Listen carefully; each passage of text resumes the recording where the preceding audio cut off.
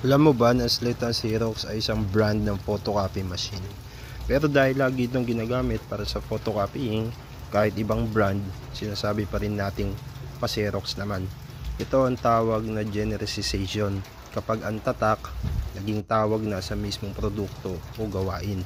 At pag nangyari nga ito, nawawalan ng trademark protection yung brand.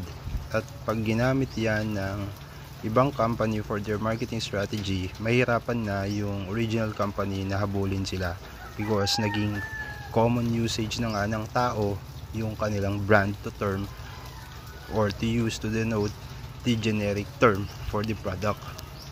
At sa Pilipinas, marami tayong example niyan. Gaya na lang ng Colgate para sa toothpaste, Vicks para sa inhalers, Tupperware, Scotch tape para sa mga transparent tapes, at thermos, pentel pen, kahit nga escalator at marami pang iba.